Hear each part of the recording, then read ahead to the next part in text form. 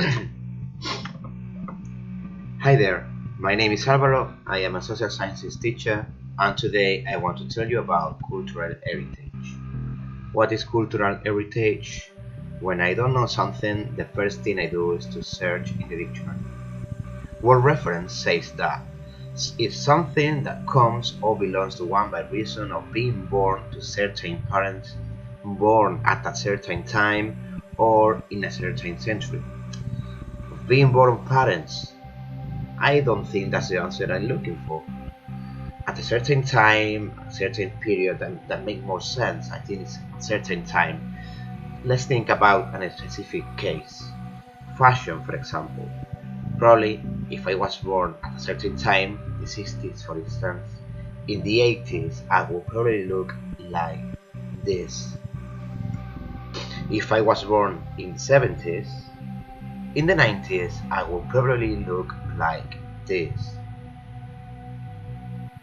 And if I was born in the 80s, at the beginning of the 21st century, I would probably look like these people.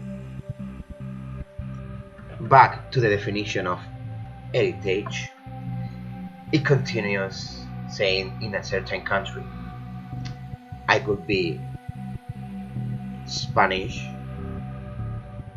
French, Italian, or Polish. Being born in one of these countries makes me the heir of certain traditions or way of life. Many, when we think about the cultural heritage, we imagine mainly buildings, and actually we are not mistaken. But buildings are not the only, not even the main elements of our cultural heritage. They are simply the most visible. This happened to all of us. It often happened even to history students, and I was a history student, so I know what I'm talking about. When I was in college, a teacher told me that if I want to learn about ancient Egypt, I shouldn't look at the pyramids, I should look at the pottery, metal pieces, because the information was there.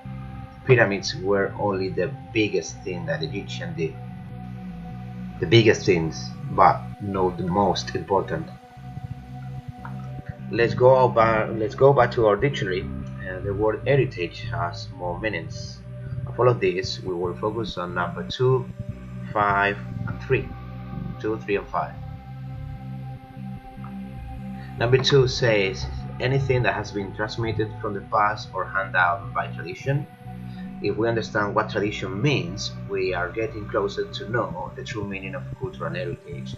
Number 3, evidence of the past considered collectively as the inheritance of present-day society.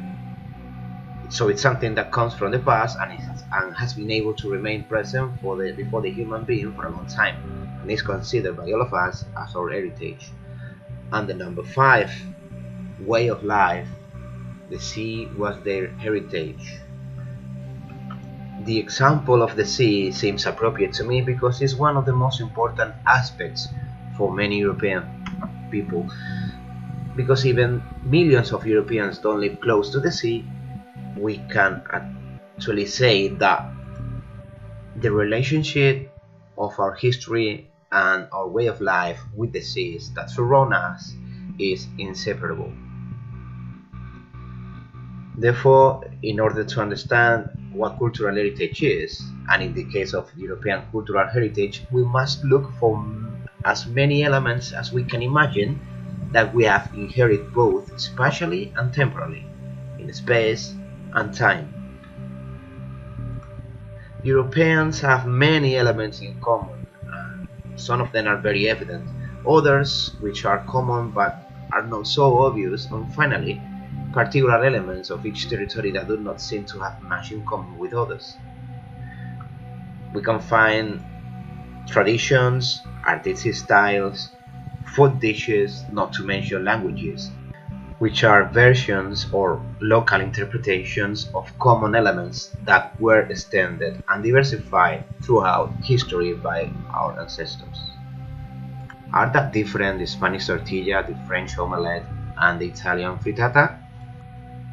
For you who live in a globalized world, this might sound strange. Today, in which it is increasingly difficult to identify the origin of products and also the cultural products that you consume, like music, films, or books, it must seem very rare to understand that the diversity of the past is one of the indicators of the richness of Europe's cultural heritage and the cultural heritage of humanity.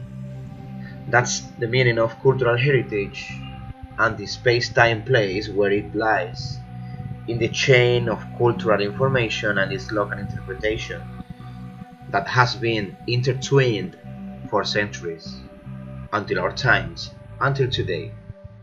So remember that cultural heritage are the resources inherited from the past and in all forms, aspects, material, immaterial, and digital. It includes monuments, places, landscapes, and natural sites, practices, knowledge, and expression of human creativity, as well as the collection preserved managed by public-private entities such as museums, libraries, archives, and cinematographic heritage.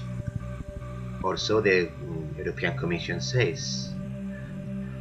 Finally, can you answer these 3 questions I'm asking you? Thanks you for watching this video.